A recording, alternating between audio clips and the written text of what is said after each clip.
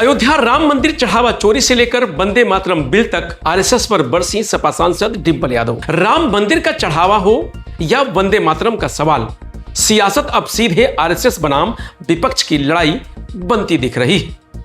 अयोध्या राम मंदिर चढ़ावा चोरी मामले और वंदे मातरम बिल को लेकर उत्तर प्रदेश की राजनीति एक बार फिर गर्मा गई है। समाजवादी पार्टी की सांसद डिंपल यादव ने दोनों मुद्दों को जोड़ते हुए राष्ट्रीय स्वयंसेवक संघ और भाजपा पर तीखा हमला बोला है। उन्होंने आरोप लगाया कि सरकार जनता के असली मुद्दों से ध्यान भटकाने की कोशिश कर रही है और हर विषय को राजनीतिक रंग दिया जा रहा है। डिंपल यादव ने कहा कि अगर राम मंदिर के चढ़ावे को लेकर सवाल उठ रहे हैं तो निष्पक्ष और पारदर्शी जांच होनी चाहिए ताकि सच्चाई जनता के सामने आ सके। साथ ही उन्होंने वंदे मातरम बिल पर भी सवाल उठाते हुए कहा कि देशभक्ति किसी कानून का दबाव नहीं बल्कि लोगों की भावना और संविधान के प्रति सम्मान से आती है।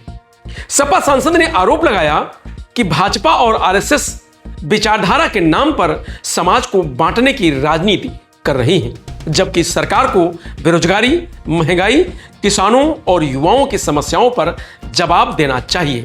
डिंपल यादव ने कहा कि लोकतंत्र में सवाल पूछना देश विरोधी नहीं बल्कि जनता का अधिकार है। तो उधर भारतीय जनता पार्टी के नेताओं ने भी डिंपल यादव के आरोपों को पूरी तरह खारिज करते हुए कहा कि विपक्ष केवल राजनीतिक लाभ के लिए भ्रम फैलाने का प्रयास कर रहा है। भाजपा का कहना है कि राम मंदिर और राष्ट्र से जुड़े मुद्दों पर राजनीति करना उचित नहीं है। अब सवाल यही है कि क्या ये बयानबाजी केवल राजनीतिक रणनीति है या फिर आने वाले चुनावों के पहले वैचारिक टकराव का नया अध्याय। इस पर सभी की निगाहें टिकी हुई हैं। सुनिए डिंपल यादव ने क्या कहा। अभी सरकार बार बार वंदे मातरम में पहले ही पास हो चुका था संसद में, अब ये फिर से थोड़ा संशोधन करके नया बिल लेके आ रही है। ये बार बार आखिरकार बिल क्यों लाया जा रहा है?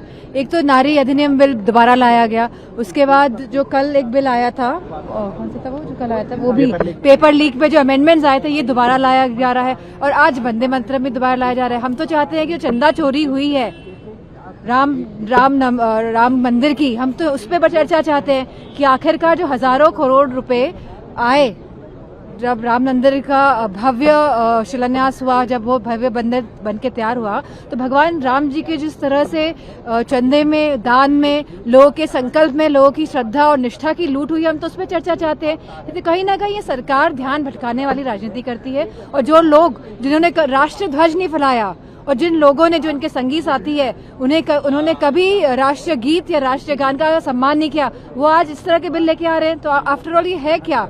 जिन लोगों ने यूथ को इतना मारा, जिन्होंने उनका सम्मान नहीं किया हमारे यूथ का, वो इस तरह के बिल लेके आ रहे हैं। केवल ध्यान भटकाने की राजनीति हो रही है जिससे कि मूल मुद्दे पे बात ना हो। तो राम मंदिर चढ़ावा चोरी को लेकर के विपक्ष लगातार सरकार को घेरने के लिए सड़क से लेकर सदन तक संघर्ष कर रहा है।